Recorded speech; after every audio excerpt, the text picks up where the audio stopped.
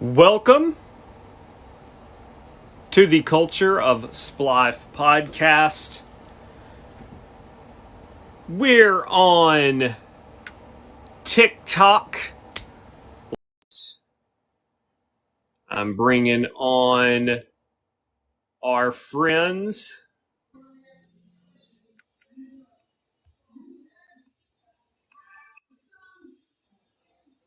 Let's go ahead and let everybody come on camera. Oh my word.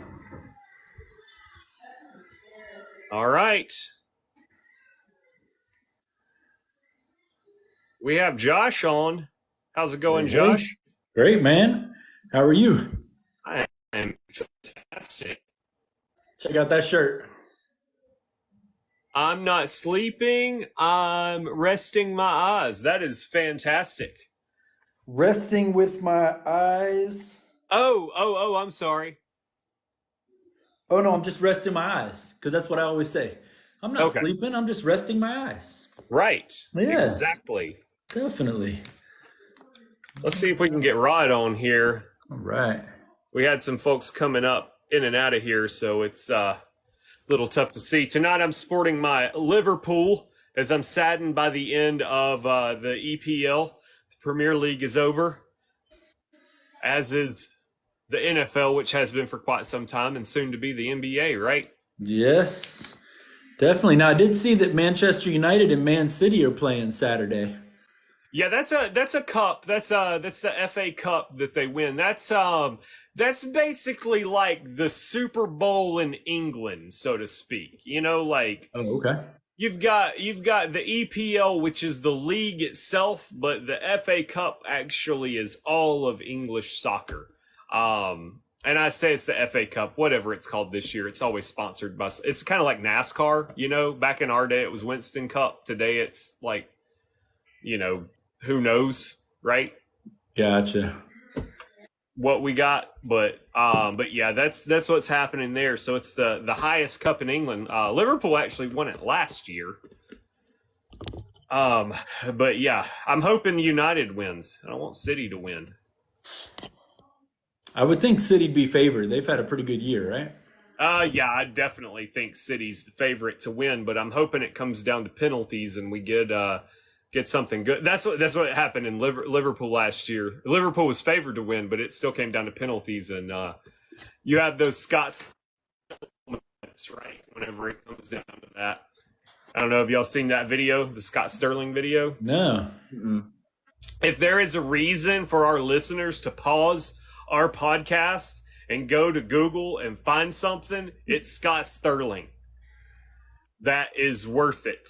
I believe it was a comedy troupe at BYU, if I'm not mistaken, that wrote that sketch, and it's about a goalie that is, you know, blocking penalty shots, and he like comes out there and like takes the first one straight to the face, comes out second time, bloody nose and everything, takes it straight to the face. Then he's like crawling out there on the third one, laying there, takes it straight to the face. And then they like have like the guys come out and just sit him in a chair, penalty kick straight to the face. And then the fifth one, of course, he's laying there like half dead, you know, he's like unconscious on the ground, kicks it off the goal straight to his face. Wow. So that's a recurring theme in all of Scott Sterling's sketches. So if y'all have ever seen on the podcast, the man, the myth, the legend shirt that I have, that's actually said in the second Scott Sterling video where he plays volleyball. Spoiler alert, he takes every spike to the face.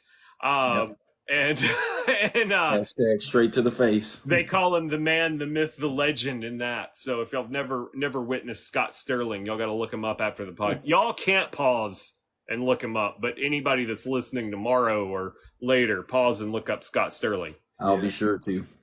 He is. Make sure you pull over though first, right? If you listen to the podcast on Apple Podcasts, right. Pull over first before you do that search. Safety first. Yeah, safety first. Do you listen to podcasts in your car? People commute sometimes. Yes. This is where I'm at 24/7. You can find me right here in this spot. Wow. Yeah, I mean, like commuting is almost a foreign concept now in our world. Yeah, it's come back for me, thank goodness, but um it's definitely a lot less than it used to be for sure. This is all I I do. mean, pre-COVID, right? It's a lot less today than it was pre-COVID for sure. You know what was really funny is at our profession pre-COVID, we used to always talk about. I'm talking about like 2016 and 17. We used to talk about. I mean, couldn't we just do this from home? I mean, any of these meetings and what we do, we're talking to customers on the phone, and like, why do we have to be at a building? Right. And I mean, we were talking about this then, and then of course, COVID hits and it forces everybody to do this, and then all of a sudden, the powers that be are like, why do we have to go back to a building again? And so. Yep. Well, it's funny. That's actually how I got my original taste of remote work. Was working there. I had a position in operations, so I didn't technically work for the building that I went to. That just so happened to be the office that I was in. So I think I did like 2 or 3 days a week at home, and that's the path just went downhill from there. No doubt. There you go. Got some old folks in the comments down there. That's right. Who is that? That's Jarrett. That's Jarrett. Jared Tice? Yep. Yes. Okay. What's up, Jared? He's been here the whole time. Snuck up on Josh. Yes. Didn't even realize it. No doubt. In the words of Archie and Edith Bunker, those were the days. That's right. All So right. let's just get right to what Jared wants to talk about. That is the NBA. All right. We all know he's a Lakers fan, of course, but he's My also sympathies. a hater of all the other teams that are still in it. Yeah, we'll definitely talk. We're definitely Yeah, we're gonna talk about definitely. that Oh, for sure. that goes right into what we're going to talk about with coaches. So, Yep, absolutely. So, game 6, where were you when Derek White inbounded that ball? I mean, like on my couch and thinking it's probably over, especially after that fourth shot. But I have to say something about that because one of my daughter's coaches always says, "Follow your shot or follow the shot," as an offensive player, Right. and that is the picture perfect way and the picture perfect reason you follow your shot. That's right.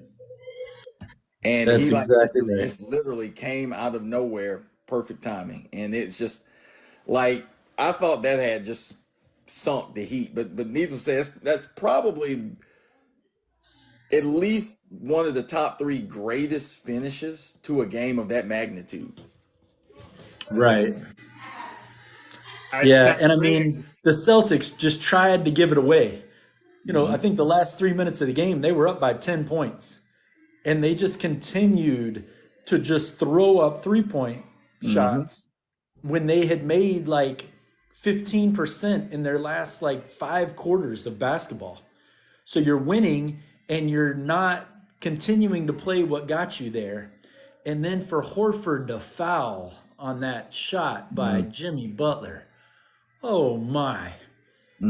Could not believe it. But I mean, the Celtics. back to Boston, didn't it? Yep. All went back to Boston. Which I mean, most people think that that's a lock that a game 7 in the Garden is going Boston's way. And nope. Does it go Boston's way if Tatum doesn't sprain his ankle on like the second play of the game? Here's what I'm going to say. It would obviously have been a much closer battle, but Boston has this issue where, like you said, all of a sudden they were going 15% shooting threes. When they don't swing the ball, their offense looks terrible. I mean, like it's just, let's just see if Tatum or Brown can just make something happen one-on-one. And then if you look at the series in the first 3 games, they didn't swing the ball. Games 4 and 5 in the first part of game 6, they swung the ball, and it got them much better shots. Their shot selection looks good. It also opened the court up for Tatum and Brown when you got to look for other people to be able to make shots. But when it's just everybody just standing around, literally, they just look bad. And I mean, and they reverted back to that in Game 7. So if he's not hurt and they're not swinging the ball, I still think the Heat win, probably by 4 or 5 points. But I mean, it's obviously a much closer contest. Definitely. Jared just said the Boston doesn't have a Batman. They have two good tier Robins. And I don't know, man. I go back and forth on that. I think Jason Tatum is one of the most underrated players in the NBA. Now, granted, not from a pay standpoint. He's about to make over $60 million a year with a super max. But he's just seen as, like Jared said, just a Robin. He and Jaylen Brown are good together, but Tatum's not that guy. He's not the Jimmy Butler of the Boston Celtics. He's just, I don't know, what would you call him? Not even Bam, because Bam struggled so much. I mean, I think Tatum is. I mean, I think for the most part he's fine, especially if he's got good support around him. Now, I think that Jaylen Brown is a really good player, but he's definitely no Batman. He's a definite Robin. I also kind of think that he's a Robin that wants to be a Batman. I mean, I'm not saying he has Kyrie Irving's, like temperament and mentality or anything like that, but Kyrie wanted to be the man, right? That's why he left Cleveland, and he found out in Boston and his other stops that it's a lot harder than you think it is to carry that. And I think, I mean, it almost felt to me like Brown had checked out after a certain point in Game 7. And I think that he really wants, I don't think he wants to stay in Boston. I think he wants to go somewhere where he feels like he can be the man. And I think that's when it's going to be exposed that you were never a Batman. So Right. I think his situation is a Diet Coke version of what Kyrie Irving, decided when he felt like it was time for him to be the man and not be in LeBron's shadow. Right. Sure. Personally, I mean, I'm all for the brand, right? I think that teams that have that one player that is getting them over the hump is what's killing the NBA. Like, I want the Celtics to have 4 god tier Robins. That's what I want. I want them to have the Teen Titans. I want to see a team that people look at years down the road and go, man, that team was stacked. But while you're living it, you're just kind of like, yeah, they're okay. They're okay. Yeah, that's a good player. We talked about that last week with with who was it? The Rockets. We look back on the Rockets and are like, oh, they're the most amazing team. But there was a lot that had to happen for those Rockets to be the Rockets in the 90s. Yeah, the first thing was Michael Jordan had to decide that he wanted to take 2 years off. Right. That had to happen coincidentally, right? Nick Anderson had to decide he wanted to miss 4 free throws in a row. Yeah, that had to happen. John Starks decided he wanted to be the biggest choke of all time. Not to mention not just Game 6, but Game 7 too.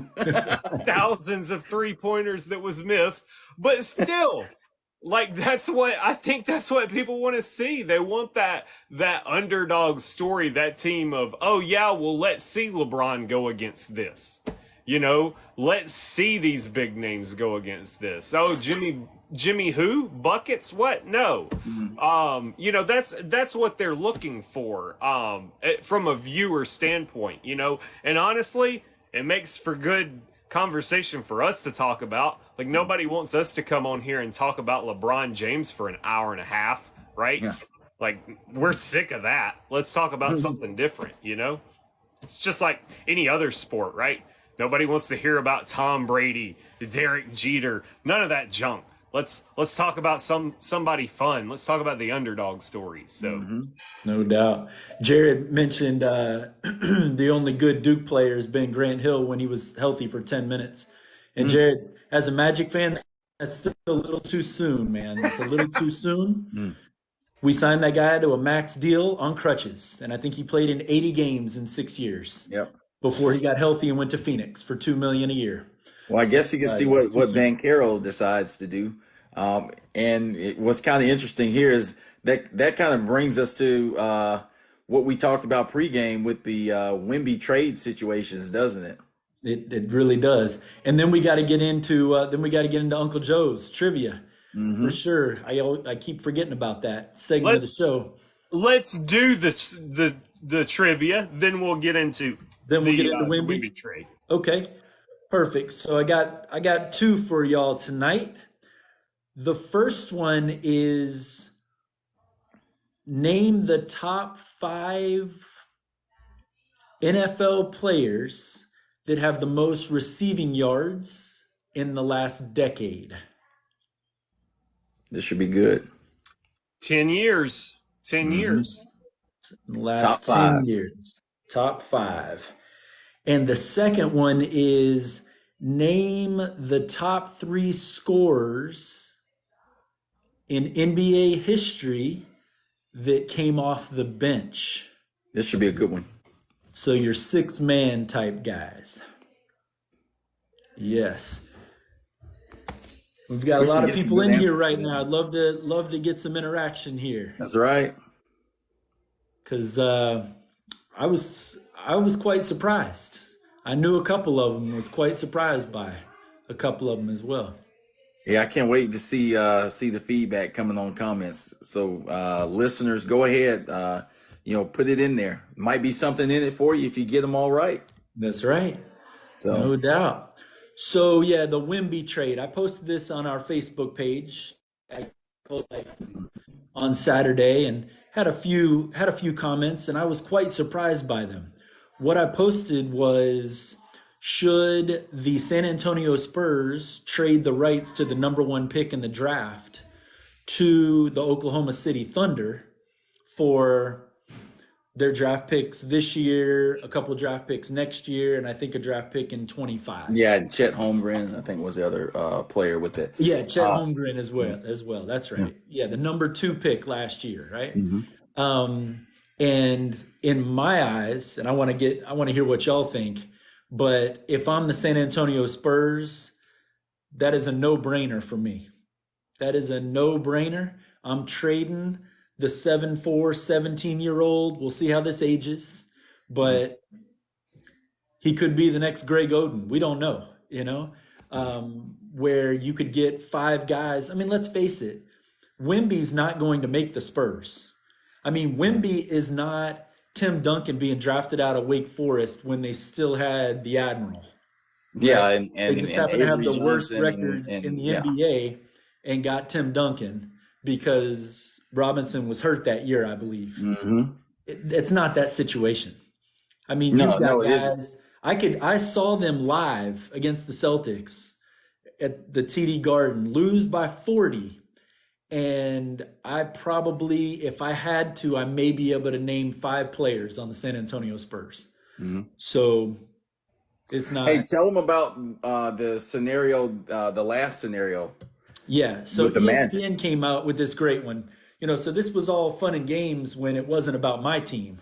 But ESPN came out with one that was the Magic would trade Paolo Banchero, maybe a good Duke player, Jared, right? That's one we can see about. Rookie of the year. Jalen Suggs, stud when he's healthy. Mm-hmm. The number 6 and number 11 pick in this year's draft. And then I believe a first rounder in 24. I think that's a no-brainer. I mean, because think of it this way. Let's say that's 4 top picks, right? With Caro, Suggs, who are at least semi-proven commodities for at least where they were picked. And then you've got a number 6 and 11 pick. So let's even look at this. Okay, so you're trading Wemby away, right? And I think we all can establish the fact that even if Wemby hits, it's not enough to move the needle for the next 1 or 2 years with the Spurs because of the fact that they don't have any pieces around them. So even if you only hit on half of those 4, let's just say 2 of them are home runs and the other 2 are duds, you still win big. Or let's just say, I mean, because you could have 2 of them that, hey, 2 of these guys end up being, one of them ends up being an all-star, one of them is on the cusp of being an all-star, and the other 2, they don't end up being, let's say, first-round picks. Let's just say they end up being solid role players for you. Well, you that's enough to build a team. Right. That's what I'm thinking. 4 picks, you've got a whole team right there. I mean, we were just saying earlier, like, you know, we have a team with 2 God tier Robins that made it to the, you know, almost to the finals, right? Mm-hmm. You could potentially get 4. You don't have to have all stars to go that far. If you get 4 decent, and I'm talking top 75 percentile of their position in the NBA, right? You know, like, I'm not even talking, you know, top 2% or anything, like anything crazy. I am talking about 4 Robins and 0 Batmans in that. It's insanity to me, these teams that'll just throw away draft picks like that. And I know it's a roll of the dice, but still, like, you know, but it keeps guys like us in business, right? We get to talk about it. We get to figure up and say, you traded this one Yahoo that got injured on his 3 minutes into his first game and never played for these 4 people. And look, they're all, you know, they're all stars now. You know, it's no different than the NFL, right? Mr. Irrelevant almost leading his team to the Super Bowl. You know, like that, it's stupid. It's never happened before. Nobody's predicting that, but it does. You can't get rid of your whole draft class. Well, remember, was it the Saints did that for Ricky Williams, right? Right. Yeah. Right. You see how that worked out?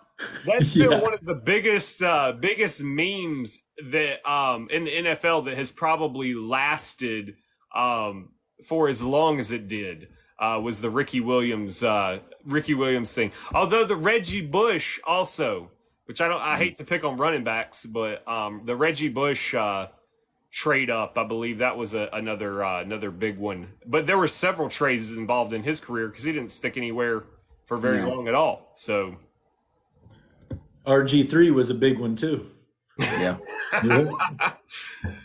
Didn't the Rams get like 4 picks or something for the Redskins to move up?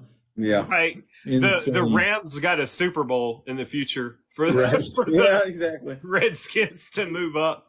They were building talent later down the road. Yeah. And Drew, you made a great point, right? He gets out there, he gets injured, and boom, you're stuck with damaged goods. Mm-hmm.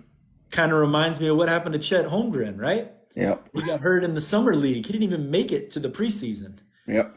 And he was out all year. And now there are rumors about him being sent away before he even steps into a regular season basketball game. And you know, there's always a risk, like a huge risk, when you're dealing with guys that are like 7'2" or taller, just simply because just history tells you with micro fractures and all these other type of chronic knee issues and other things that happen, that I mean, like, I'd venture to say that at least a third of them have their careers basically never took off because of injuries. That's right. Right. No doubt. Like Greg Oden, Sam Bowie. Yeah. I mean, my dad always used to tell me they were too skinny. Oh, when you get that tall, you can't put any meat on. You're too skinny. Then he saw Shaq. Holmgren, what does he weigh? Like 185? Yeah. Right. And this Wemby kid, I mean, I know he's only 17, but man, he's going to need to put on a bunch of weight really fast, or we could have Sean Bradley 2.0 out there. Right. And if you're trying to be a 7'4" guard and you're coming into that paint and everything else, he's going to be taking contact. Yep, that's exactly right. That's exactly right. And then the other side of this argument about whether or not to do this trade, you get Wimby and you don't have anybody to build around him. And then he wants to do what is rumored that Doncic wants to do. Mm-hmm. Head out. Yep. And now you're stuck with nothing. Mm-hmm. So I don't know. I would, if I'm the Spurs, I'm taking those picks. And I'll take number 2, Chet Holmgren. He was supposed to be a pretty good basketball player. So we'll trade 7-2 for 7-4. Mm-hmm. Both combined don't even weigh 400 pounds. Let's get it. Yeah. That's scary. I'm looking down here. Jarrett's got looks like some pretty good guesses. Yeah, he does. Pick some receivers for sure. And picked Jamal Crawford. Wow. Talk about one of the most underrated players in NBA history. Oh, man. Yeah, he definitely is. In his last game, and I know this is completely each. off topic, but in his last game, he dropped 50 points. Yes, he did. And didn't get signed for the next year and hasn't played since. I mean, there have been articles talking about just how underrated Crawford was. Yep. And he played for what? 17, 18 years? 17 Yeah, he played for a while. Yep. Insane. So before we move off of basketball here, what are y'all's thoughts on the finals?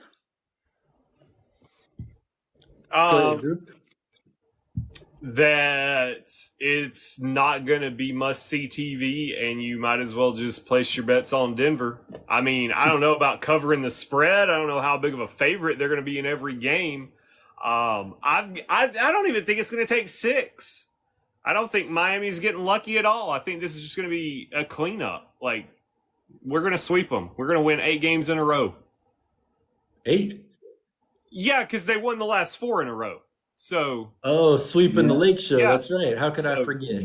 So yeah, they swept the Lakers. Let's go ahead and sweep the Heat. I seriously don't see the Heat having a chance. I think it'll be a gentleman's sweep. I think I don't think that the games in Denver will really even be close. And then of course I think the Heat will squeeze one of them out in Miami, and then of course they go back to Denver and they close them out. So I don't see this going past 5 games. So you think it's going to go like Denver gets the first 2, Miami gets game 3, and then Denver Nuggets get 4 and 5, decisively takes the last 2. Yeah, and I mean right now Murray and Jokic are both like playing at another planet level. That's right. That's exactly right. And then they're just so big. Michael Porter Jr., 6'10". Aaron Gordon, 6'10". I mean, you got Bruce Brown, who's playing unbelievable too. I mean, and I mean, like, the team is just absolutely stacked. I mean, Right. and your only option is to double Jokic, especially with his size, to even remotely try to handle him. But then you've got Murray out there, which honestly, at this point, with the way he's playing, I mean, dude's been like nuclear, in the playoffs right now. You've got to double him. I mean, so it's literally pick your poison at this point. And so I mean, there's no way you're going to get 4 out of 7 games with the level that they're playing at right now. Right. And they've had over a week rest? Completely. Yep. That's I don't know. That could be an advantage for Miami. It could be. We can pretend like it's gonna be, because I know some ESPN talking head out there is gonna be like, maybe Denver had time to cool off from the hot streak that they're on, but I can't see it even being a challenge. I mean, maybe they lose one away, but I don't see it. What about you, Josh? I mean, I'll say the same thing as Rod. Gentlemen's sweep. I think they'll get one in. I think they'll get one in Miami. But the size. I mean, even if they don't shoot well, who's going to get rebounds over Gordon and Right. Jokic? I mean, it's not going to happen. I think the only two players, and somebody correct me if I'm wrong, I think the only two players over 6'10" for the Heat are Bam and Zeller. Zeller, that's it. And Zeller's not doing anything in the finals. No, Let's I don't even think he played in the last 2 or 3 games of the no. Boston series. So he's not even going to be a part of the series. So you potentially have four guys that are over 6'10" on the court at the same time for the Nuggets. Hmm. I mean, it's kind of like what you and I talked about, Rod, with the Magic. I mean, they basically have 4 out of their 5 guys that are over 6'10", Yep. and you can't you can't beat size over time. You know what I And of mean? course, Like, there's always at least two games within a Nugget series where Jokic and Murray just flat out cannot miss anything. that's right. I mean, it's like Stockton and Malone, Hmm. but Right. with Malone having a lot better handles. Correct. That's actually We probably a really good type of comparison to him. And I mean, well, and Murray is Stockton with a scorer's mentality. Right. That's true. maybe we need to check the schedules of the games. You know, because we go live on normally on Tuesdays. Today it's Wednesday. We might need to check the schedules of the games, and you know, we could potentially be going live in the middle of some magic happening. You know, who knows? I'm thinking, you know, we could have us a big what is it, the mukbang or whatever it is, where we're all eating chicken nuggets while we're watching the Nuggets. That'd be good, right? That's, Who is this guy? that's what we do. I spend too much time on social media. That's what happens. Hey, I'm gonna show up with my Mickey D's 20 piece one day. We're There you gonna go. check the schedule, There you check the go. local TV Hey, listing. hey, yeah, do the 20 piece when they beat them by 20. Exactly, Yeah. In honor of it. exactly. Man, So the I guess we're last time. gonna. I guess we are gonna stay in the NBA because we haven't talked about the Nick Nurse situation. What are your thoughts on that, Rod? And then we'll get into the segment that we talked about. But let's answer Jared's question. I think that was a great hire for the 76ers, right? Like it's kind of one of those things where it goes into, did we really just fire Doc Rivers? Because that also goes into the same thing we could say about, did we really fire Nick Nurse? Did we really fire Mike Budenholzer? Did we really fire? I mean, like you just keep going down the Sure. list. Did we really fire Monty Williams? I mean, it's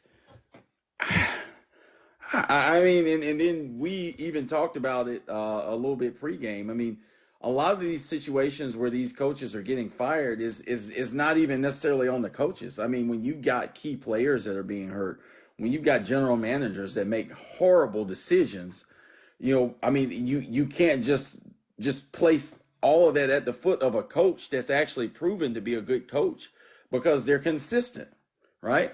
So I think that I think this will age well, and is I mean it's going to be I I'm not going to sit here and just say, oh yeah, they're going to win multiple championships, but this could be an Andy Reid type of situation, just in the NBA. I agree 100%.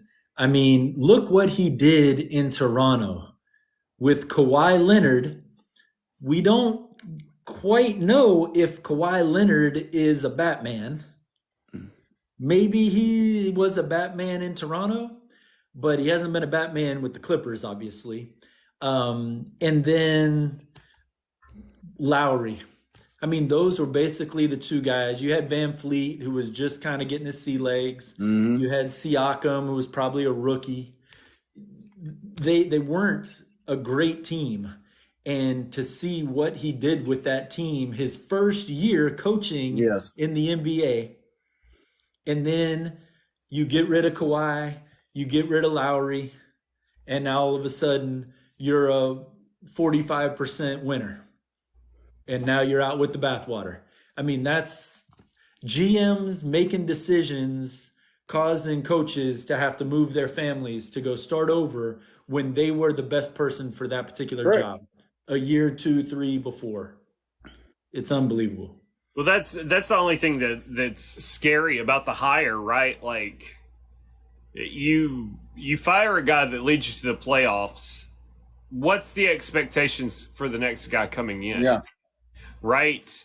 Like to go further in the playoffs, to do better in the regular season. What happens if you come out of the regular season number 1 seed and you still lose in the playoffs?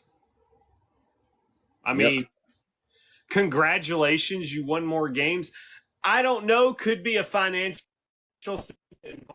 You probably would get more butts in the seats. I just doubt it. Because honestly, attendance isn't hurting that much. I don't think there, but could be. Might be like they're pushing the whole crowd to one side so you can't see the empty seats, on the TV or something. Hashtag USFL. Right, Yeah. right. Everything's general admission, guys. Front row, yeah, $25. Come on. So channeling AEW pay-per-views as well. right. Only show the front row. Anything you can see on TV, we're gonna give it away. That's what we're gonna do. But yeah, it's just like it's a good move, but a bonehead move at the same time because of what you got rid of to get. Like I don't know. It's baffling to me. Like, what do you expect? Like, Phil Jackson wasn't winning championships when he had only Kobe. Right. I mean, can you imagine if Phil Jackson were still around in 1999 with no Pippen and no Jordan with the Bulls? Oh, my God, we got to fire him. Right. Well, it would have taken until 2010, right? Because I feel like social media drives this now. Yes. And not just social media. I shouldn't just blame it on 3 apps that we all like to get on. ESPN's just as notorious. Like you think about it, in 1999, we still got our news from a piece of paper delivered to our doorstep. Yep. We were still playing fantasy football by checking the Monday morning paper, like, so it's tough for me to say that it is social media in and of itself. I think it is partially, but just the media in general, right? ESPN just needs to go off the air for like 10 hours a day.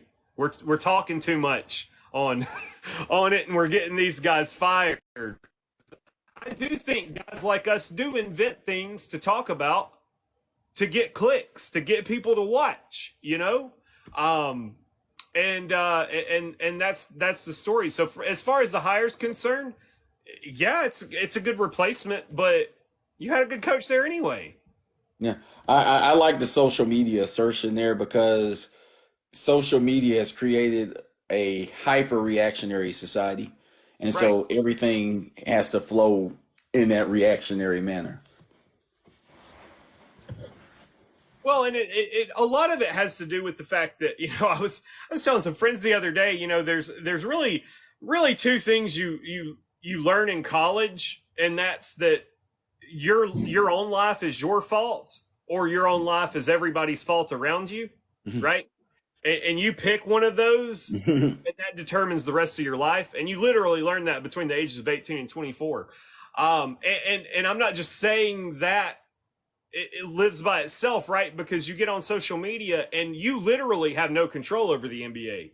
So what do? You bash, right? Mm-hmm. You're either that optimist, right? Mm-hmm. Like Josh posted on our social media page on Facebook, hey guys, what do y'all think about this trade, right? And he's like, the comment section doesn't go the way I expect it to. No, it doesn't. Mm-hmm. Josh, everybody doesn't think like you. Some folks drive that other lane, right? And they do get into that reactionary, thing again, because they can't control it. So that's the best they can do. And it turns into an angry mob. Mm-hmm. Right. Don't check my tweets in the past because I was probably part of that angry mob at some point. Don't need anybody doing their research on me. So, Rod, man, what are you doing after the finals, man?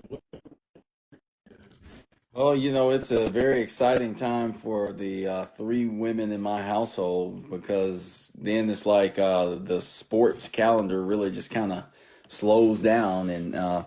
But that's kind of what it is. What we have left at that point. It's it's kind of the dog days of baseball, and even for most of your average baseball fans, I mean, it wake me up at the All-Star break with the home run derby and that sort of thing. So, um, this is that lull or that time. You go figure. Like all your families, you're going on your family vacations. You're getting all that stuff done around the house that you've been putting off for most of the year. And then, I mean, even not just from a sports standpoint, but for a lot of us that watch a lot of sitcoms or other type of shows, usually right around Memorial Day ish type of thing. Those shows are getting their season finales in, and then you're picking back up in the fall, just like when everybody's like, wake me up when the football season's back. So, I mean, it's just for me, it's obviously we go on those family vacations and do a lot of different little family activities and stuff. But obviously, too, with me, I've got a basketball player that is around the clock. So I'm still doing basketball, but as far as what I'm watching and stuff like that, it definitely slows down sports wise, and it's an appreciated thing for a lot of people in my household. What about you?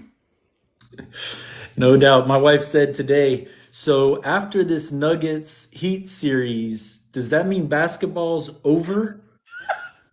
4 games. Four games. You That's got all four you games got. left Just go before ahead. the Drew. Just go ahead. Tell Katie 4 more games. Four That's more it. We're games. done. But for me, that means I watch a lot more Cubs baseball. I'm Hmm. a big Cubs fan, so I've been following them quite a bit. But it also means hitting that button on my remote that says list and clicking on something other than sports. Hmm. So one thing that I watched, we didn't talk about this pregame. There's this show on, I don't even know what channel it's on, maybe A&E or something called Hmm. Rich and Shameless. Have y'all I heard of I this? haven't watched the show, but I've seen. Man, it is good. So the one that I just watched the other day was about how this lady stole millions as Rodman's financial advisor. So she was the financial advisor, accountant, whatever you want to call her, for Travis Best, Oh Dennis boy. Rodman, and Ricky Williams, Oh. and Oh, literally robbed Ricky Williams and Dennis Rodman blind. I mean, she took everything from them. It was amazing. Look that up. It was So was fantastic. her prerequisite for clients was misfit. Yes, exactly. Exactly. No doubt. And then there's another one that I have that's about Hulk Hogan versus Gawker, which I know y'all know what I'm talking about there. Yes.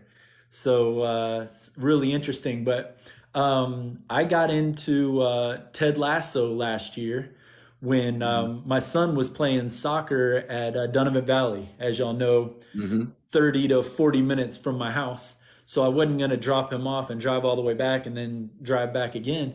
So I was watching Ted Lasso in my car. And I watched the first 2 seasons. And so last night I actually started season 3 of Ted Lasso. Cool. So Cool. that is like unbelievable. Have y'all seen it? Have not. Drew's shaking his head. yeah. It was You're a soccer guy and you haven't seen it? yeah. I know it was recommended to me by a mutual friend of all of ours because they're like, "You're a soccer guy. You got to watch it." And I'm like, "Yeah, I want to so bad." And yeah, there's some things we can talk about offline that even hyped up my interest of it later. I'll text y'all. But yeah, I think it's on the one streaming service I don't have or something like that. Isn't it Apple TV? Apple Plus, yep. Okay. Yeah, that's like the one thing I don't have. There you go. So You need to get a new phone so you can get it free for 3 months and watch it. right. I think I might be able to just get the subscription because of a phone or something that I bought, and maybe I haven't signed up for it. I'll have to check into it. There you go. So Yeah. what are you doing as sports is kind of slowing down except for baseball? Yeah, the Braves are going to keep me occupied. They're baseball is tough, right? Baseball is always tough to follow because it's the best 2 out of 3, right? If you're winning 2 out of 3, it's awesome for you. It's a great day if you're winning 2 out of 3, and I think that's a little bit of a turnoff for people because they want these dynasties that never lose in their mind, but Yeah. you're going to lose a baseball game, right? You're just going to. So I'll have my ups and downs there. I've got some friendlies. Liverpool's gonna get me by. And some friendlies this summer, a couple in July coming up. But yeah, we've already started on the sitcoms. Right now, our go-to is streaming Young Sheldon on HBO Max. That's where we've started, and of course, you guys know. I think I officially got my "You're Not Being Casted" letter. So there is a show that I'm gonna have to check out that I wasn't privy to watching before season 2 of it's dropping, and it's not gonna feature me. So I'm gonna watch it and critique it and get on Twitter and talk crap about how much better I would have been in it than whoever the guy was that beat me out for the role. But yeah, that'll probably be about it. Oh, awesome there. And Man, it's going to be snipped and posted to our social media page. So hopefully the casting directors see it.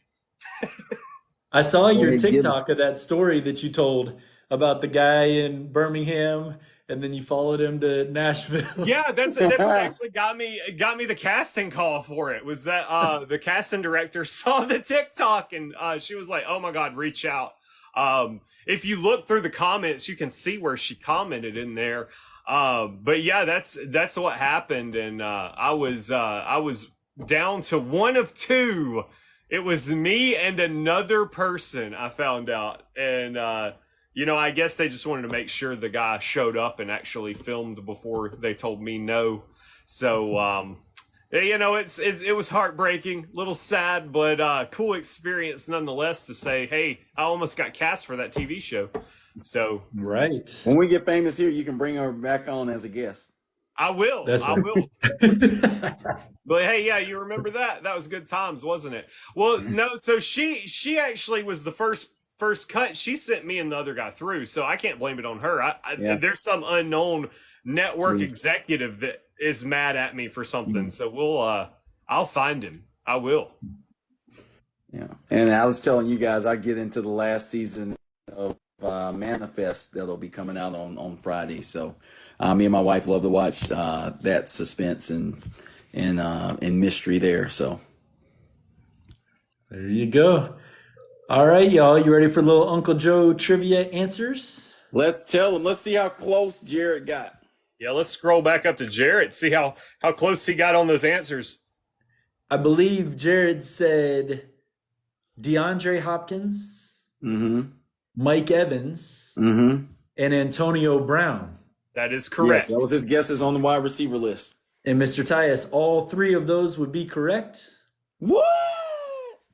Then you also have your boy down the street, Julio Jones, Yes, sir. at number 1, and Travis Kelce at number 4. So it was Wow. Julio Jones with 11,472, DeAndre Hopkins with 11,298, Mike Evans with 10.4, Travis Kelce with 10.3, and AB with 10.2. Antonio Brown, having not played for the last 3 years, I believe that's Exactly. correct, Yes. Right. is still number 5. That is NFL absurd. receiving yards.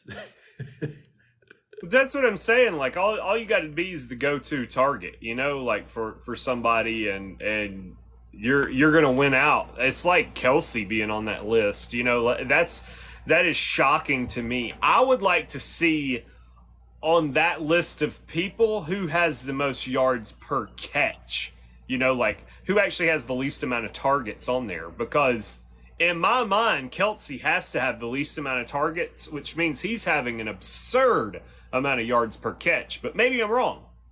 Maybe I I'm don't wrong. know. Julio used to average a lot of yards. per That's what I'm catch. saying. But he is the top of the list. So And Yeah. Mike Evans, especially recently, I mean, we'd have to go back through early in his career, has been just like a big time deep target.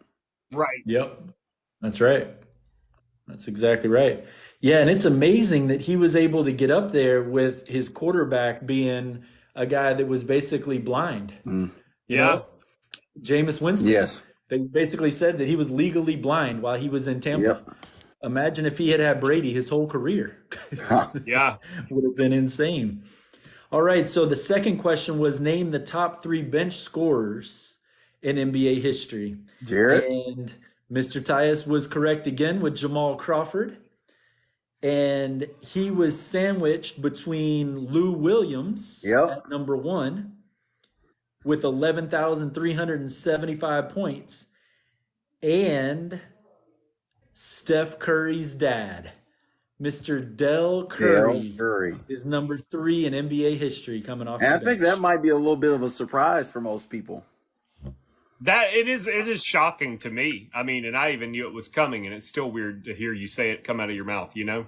Right. No doubt. So we appreciate everybody showing up tonight. Right. This was the wrong night for us. We all had some things going on yesterday after Memorial Day. Obviously, we're glad to be back, and we'll be back next Tuesday at 8 o'clock Central, and we'll have more topics. If you didn't like what you heard today, send us some messages.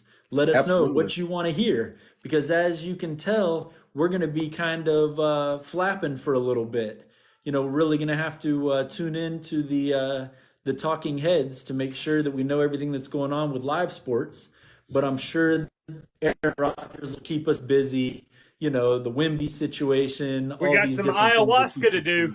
busy. We got We'll come up with some fun things to do too this summer as well. Some No fun doubt. little spins on some stuff. That's it, for sure. We definitely want to incorporate some more life into the show. We did that a little bit today. So we are Culture of Splife, the intersection of sports and life. And I know Drew told you how to follow us in all the different outlets. So look for us everywhere social media can be found.